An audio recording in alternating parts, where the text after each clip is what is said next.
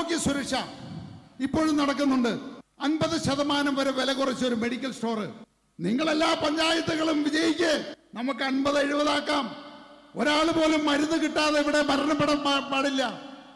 എത്രയോ ആളുകളാണ് മരുന്ന് മേടിച്ച് കഴിക്കാൻ പറ്റാതെ 5-10 വർഷം മുമ്പ് ഈ ലോകം വിട്ടുപോകുന്നത്. അപ്പൊ അതിനൊരു സാഹചര്യം ഉണ്ടാക്കണം. അതിനു വേണ്ടിയിട്ടാണ് നമ്മൾ ആരോഗ്യ സുരക്ഷ ഉണ്ടാക്കിയിരിക്കുന്നത്.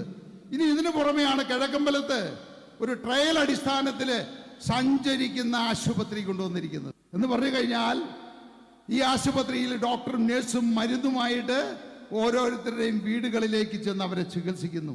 അത് വളരെ വിജയകരമാണ്. നമ്മുടെ 7 പഞ്ചായത്തുകളിൽ 2020 അധികാരം ഏൽപ്പിച്ചു കഴിഞ്ഞാൽ ആദ്യം നടപ്പിലാക്കാൻ പോകുന്നത് സഞ്ചരിക്കുന്ന ആശുപത്രി ആയിരിക്കും.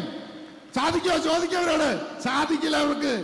അവർക്ക് മരുന്ന് കക്കാൻ അറിയുള്ളൂ, മരുന്ന് കൊടുക്കാൻ അറിയില്ല. ഇത് മാത്രമല്ല, ഇന്നലെയാണ് എന്നെ ഓർമ്മപ്പെടുത്തിയത്. നമ്മുടെ ഒരു സഹോദരൻ ഹാർട്ട് അറ്റാക്ക് മൂലം മരിച്ച കാര്യം പറഞ്ഞു. നമ്മുടെ ആംബുലൻസ് അടുത്ത സ്ഥലത്ത് നിന്ന് ഓടിയെത്തേണ്ടതായിട്ട് വന്നു. അങ്ങനെയാണ് ഇന്നലെ രാത്രി എനിക്കൊരു ആശയം ഉണ്ടായത്. ഒരിക്കലും തക്ക സമയത്ത് ആശുപത്രിയിൽ എത്താൻ പറ്റാതെ ഈ നാട്ടിലെ ഒരാൾ പോലും മരണപ്പെടാൻ പാടില്ല. അതുകൊണ്ട് 2020 വിജയിക്കുന്ന പഞ്ചായത്തുകളിലെല്ലാം അവിടുത്തെ പഞ്ചായത്ത് പ്രസിഡന്റ് നിയന്ത്രണത്തില് ഓരോ ആംബുലൻസ് 24 മണിക്കൂറും സൗജന്യമായിട്ടുണ്ടായിരിക്കും. ഒരുപാട് ജീവനുകൾ നമുക്ക് രക്ഷിക്കാൻ സാധിക്കും. തക്ക സമയത്ത് ചികിത്സ കൊടുക്കാൻ സാധിക്കും. മരുന്ന് കഴിച്ച് മരുന്ന് കിട്ടാത്തതുകൊണ്ട് മരണപ്പെടാൻ പാടില്ല. അതിലേക്കാണ് നമ്മൾ പോകുന്നത്. നമ്മുടെ ലക്ഷ്യം നാടിന്റെ വികസനം.